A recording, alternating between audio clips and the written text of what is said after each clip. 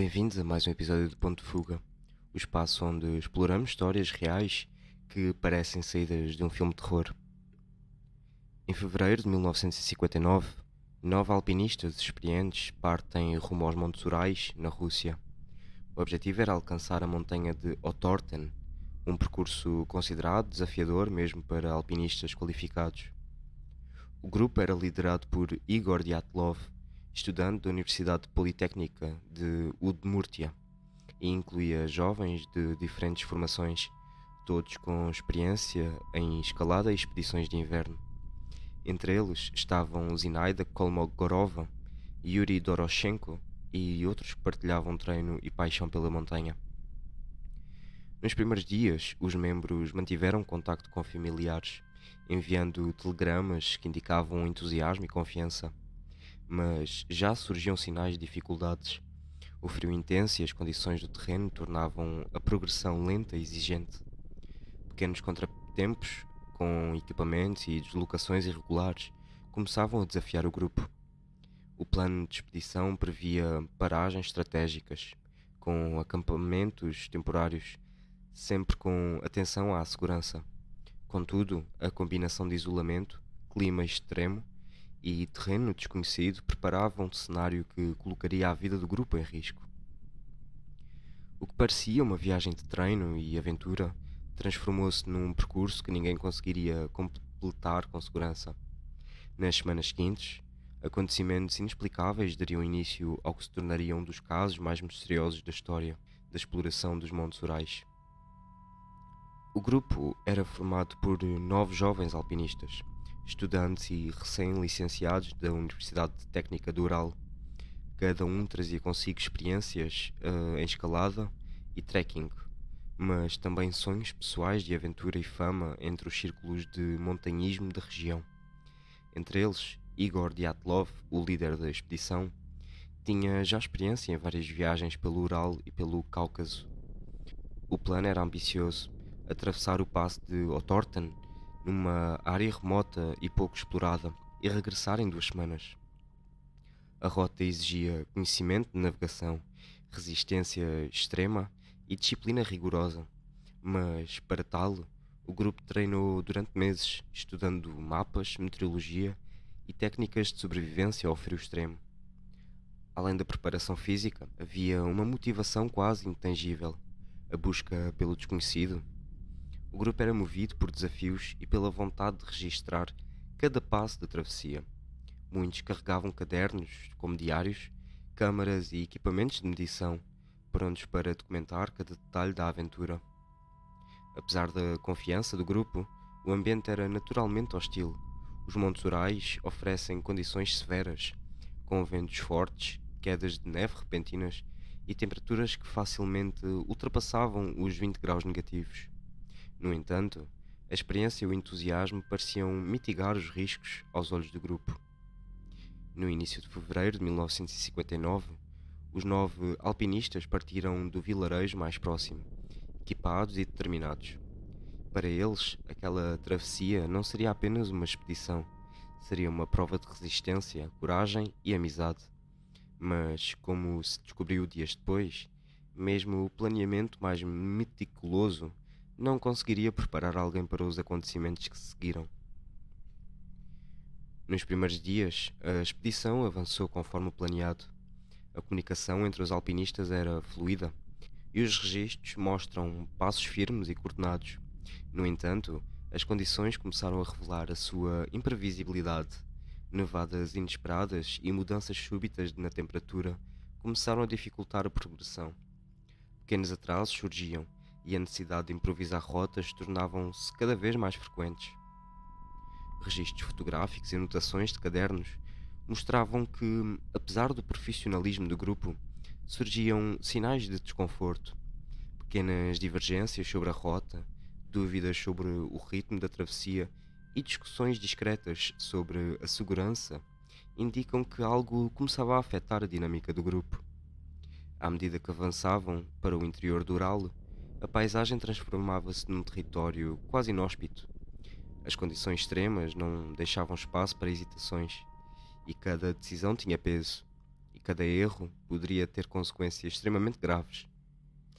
Documentos oficiais mostram que a última localização registada pelo grupo indicava que eles tinham alcançado um ponto próximo do destino planeado, mas que o tempo começou a fechar-se rapidamente. O clima e a geografia pareciam conspirar contra eles. Relatórios meteorológicos da época sugerem que uma frente de frio se aproximava, mas os alpinistas, confiantes na sua experiência, continuaram a avançar. Esse equilíbrio delicado entre confiança e subestimação do perigo seria crucial para os acontecimentos que se seguiram. À medida que a expedição se aproximava do ponto mais remoto da travessia, os últimos registros mostram uma rotina normal, mas com sinais subtis de tensão crescente. As noites tornavam-se mais longas e frias, e os alpinistas sentiam a pressão de manter o ritmo e a segurança em terreno cada vez mais instável. Os relatos posteriores descrevem pequenas decisões que pareciam triviais na altura, mas que, com o conhecimento do desfecho, ganham uma dimensão inquietante. A escolha do local para acampar, ajustes de rota em função de visibilidade e mudanças rápidas no clima mostram que o grupo enfrentava uma realidade imprevisível, na qual cada escolha poderia alterar drasticamente o resultado da expedição. Entre as últimas fotografias e notas, é possível perceber que a união permanecia, mas com sinais de preocupação crescente. Pequenas anotações nos diários sobre temperatura, ventos e sinais de fadiga indicam que os alpinistas estavam conscientes da gravidade do ambiente, mas sem que nada previsse o que aconteceria a seguir. A comunicação com o exterior tornou-se limitada. Não há registros de pedidos de socorro, apenas sinais de progresso interrompidos. E é nesse ponto, quando as trilhas deixam de ser acompanhadas e os movimentos se tornam incertos, que o desaparecimento se instala de forma silenciosa, criando um vazio que só seria preenchido semanas depois pelas equipas de busca. A 26 de fevereiro de 1959, mais de 3 semanas após o desaparecimento do grupo, uma equipa de busca encontrou o acampamento do grupo Dyatlov. A tenda estava localizada a cerca de 1,5 km do local onde os rastros de neve haviam sido perdidos. O acampamento estava em um vale isolado, cercado por árvores e montanhas, sem sinais de vida humana nas proximidades. A tenda estava rasgada de dentro para fora, indicando que os alpinistas haviam saído rapidamente, sem tempo para recolher os pertences ou se proteger adequadamente do frio extremo. Perto da tenda foram encontrados objetos pessoais como botas, roupas e câmaras fotográficas, sugerindo que os membros do grupo haviam saído apressadamente em direções diferentes. Nos dias seguintes, os corpos começaram a ser encontrados em locais dispersos ao redor do acampamento. Alguns estavam parcialmente enterrados na neve, outros estavam a uma distância considerável da tenda. As condições do terreno dificultaram a localização de todos os corpos, e a busca continuou por várias semanas. Os primeiros exames médicos indicaram que as mortes foram causadas por hipotermia. No entanto, à medida que os corpos foram encontrados, surgiram descobertas inquietantes. Alguns apresentavam ferimentos internos graves, como fraturas ósseas e lesões na cabeça, sem sinais externos de trauma. Outros estavam sem olhos, língua ou até tecidos moles, o que levantou questões sobre a natureza dessas lesões. Esses achados contradizem a explicação inicial da morte por hipotermia e indicavam que algo mais complexo poderia ter ocorrido. A investigação foi retomada, mas as evidências disponíveis eram limitadas e as teorias sobre o que realmente aconteceu começaram a se multiplicar. Com o relatório oficial de 1959, deixando muitas perguntas sem resposta, especialistas e investigadores independentes começaram a propor diferentes explicações para o que aconteceu em Dyatlov Pass. A riqueza de documentos oficiais, autópsias e fotografias forneceu uma base sólida para análises, mas nenhuma teoria conseguiu explicar completamente todos os elementos do caso. A primeira teoria que avançou foi de uma avalanche. Alguns investigadores argumentam que uma pequena camada de neve poderia ter causado pânico entre os alpinistas, obrigando-os a abandonar a tenda rapidamente. No entanto, os documentos oficiais e análises topográficas indicam que não havia sinais consistentes de avalanche de grandes dimensões na área. Além disso, o padrão das lesões internas, como fraturas múltiplas em alguns corpos, parecia incompatível com um subterramento por neve. O conceito de hipotermia paradoxal, ou síndrome de fuga, foi considerado. Os documentos apontam que alguns alpinistas podem ter desorientação severa devido ao frio extremo, levando-os a abandonar a tenda e afastar-se sem roupas adequadas. Esta hipótese explica algumas mortes por exposição, mas não justifica os traumas internos severos ou as mutilações observadas em outros corpos. Pesquisas posteriores consideraram a hipótese de fenómenos naturais raros, como ventos catabáticos ou explosões de gás subterrâneo. Relatórios meteorológicos da época mostram ventos fortes e temperaturas extremamente baixas, mas não há registros de eventos sísmicos ou explosivos que possam gerar fraturas internas tão graves. Ainda assim, a natureza remota e extrema do local aumenta a dificuldade de conclusões definitivas. Alguns investigadores levantam a possibilidade de interação com terceiros, seja intencional ou acidental. Os documentos oficiais, porém, não encontraram evidências de luta ou presença de outras pessoas no local. Esta hipótese permanece marginal nos estudos académicos, mas contribui para a aura do mistério em torno do caso. Nos últimos anos, novos estudos científicos revisitaram os relatórios dados originais, aplicando simulações e modelos de avalanche, análise de vestígios de radiação e testes de vestuário. Estas revisões confirmam que nenhuma única teoria explica todos os aspectos do caso. A combinação de lesões internas, exposição ao frio, comportamento inesperado e mutilações superficiais permanecem inexplicáveis pelos padrões normais de acidentes de montanha. O caso de Dyatlov Pass, assim, continua a desafiar investigadores, mesmo com documentação detalhada e análises rigorosas. Cada teoria apresenta pontos fortes, mas também algumas lacunas importantes, reforçando o caráter enigmático do episódio. O mistério não é apenas histórico, é científico. A busca por respostas continua, baseada em factos, evidências e estudo crítico, mas sem uma solução definitiva.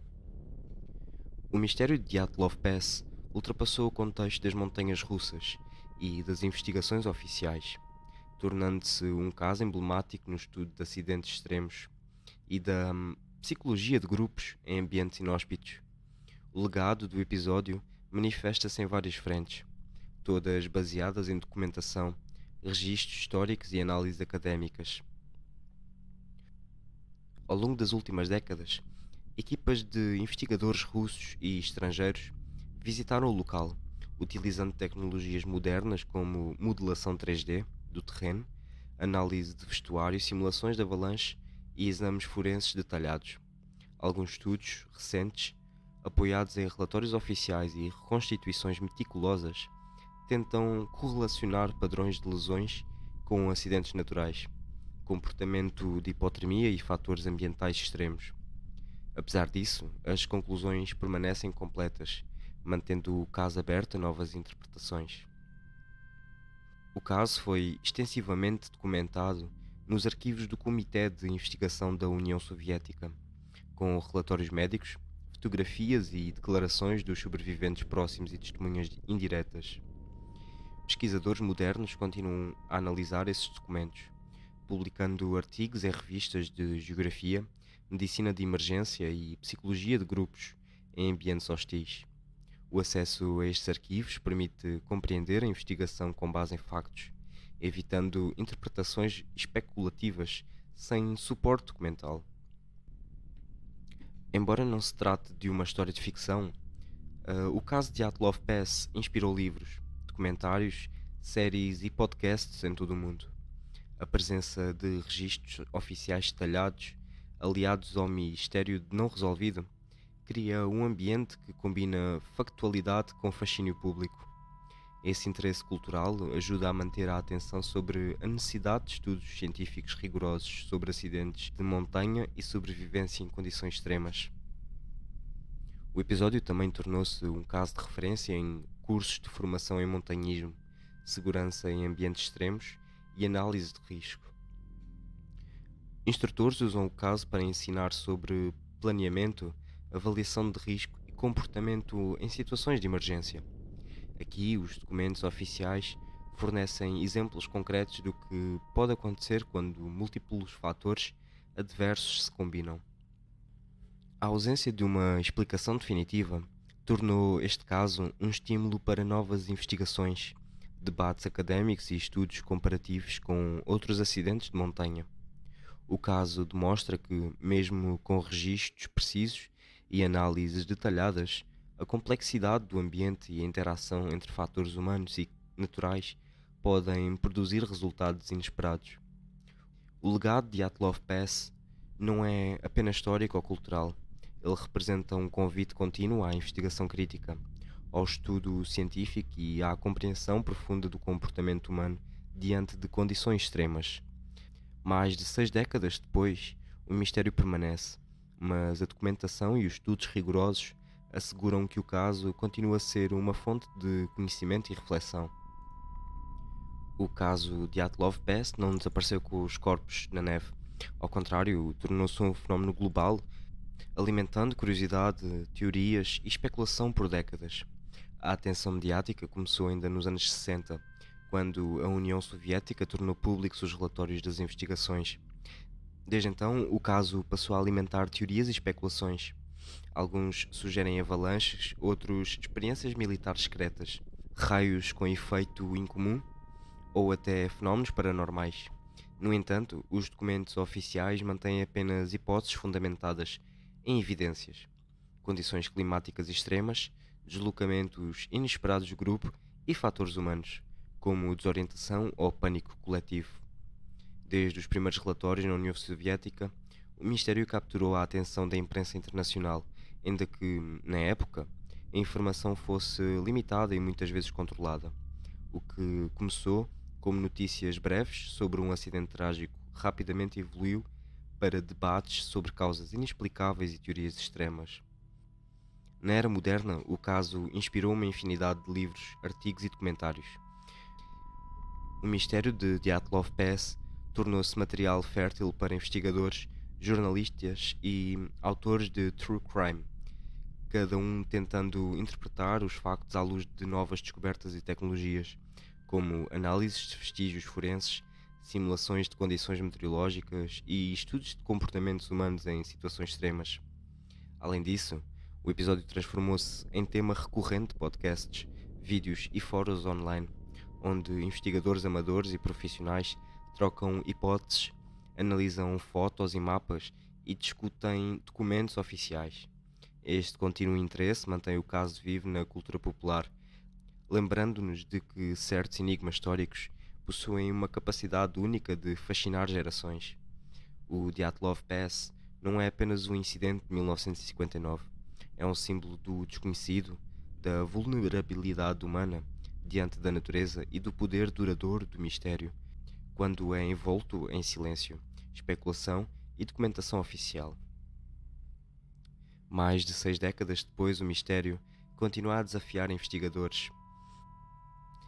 Apesar das inúmeras teorias, nenhum cenário consegue explicar de forma completa e coerente todas as circunstâncias registadas nos documentos oficiais.